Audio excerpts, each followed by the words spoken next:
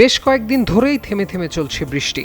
Office, শিক্ষা প্রতিষ্ঠানগামী ও জরুরি কাজে বের হওয়া মানুষরা এ সময় পড়েছেন সীমাহীন দুর্ভোগে। টানা বৃষ্টিতে তলিয়ে যায় পুরো ঢাকা। এছাড়া দেশের বিভিন্ন স্থানে সৃষ্টি হয় বন্যা পরিস্থিতি। শনিবার থেকে রোববার বৃষ্টি ঝরেছে অঝোর ধারে। রোববার রাতে কিছুটা কমলেও সোমবার সকালে আবার বৃষ্টির হানা। তবে এদিন বেলা গড়ানোর সাথে কমেছে বর্ষণ। এরপর কিছুটা শুকিয়েছে অলিগলি, সড়ক। মঙ্গলবার সকালে কোথাও কোথাও মেঘলা আকাশ দেখা গেলেও বেশিরভাগ স্থানেই দাপট দেখিয়েছে রোদ। যখন জলাবদ্ধতার হাত থেকে রেহাই পেতে রোদেই স্বস্তি খুঁজছে মানুষ, তখনই আবহাওয়া নিয়ে মিলল দুঃসংবাদ। ঢাকা সহ দেশের কয়েকটি জেলায় দুপুরের মধ্যে 60 কিলোমিটার বেগে ঝোড়ো হাওয়া বয়ে যেতে পারে বলে জানিয়েছে আবহাওয়া অফিস। একই সঙ্গে বৃষ্টি বা বজ্রবৃষ্টিরও আশঙ্কা রয়েছে।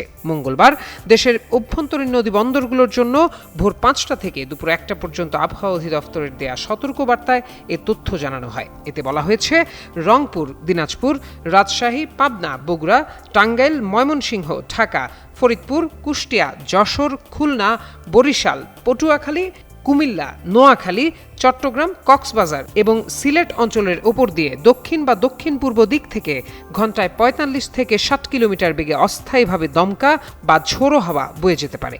এসব অঞ্চলে বৃষ্টি অথবা বজ্রসহ বৃষ্টি হওয়ারও সম্ভাবনা রয়েছে। তাই এসব এলাকার নদীবন্দরগুলোকে 1 নম্বর নৌ হুঁশিয়ারি সংকেত দেখাতে বলা হয়েছে।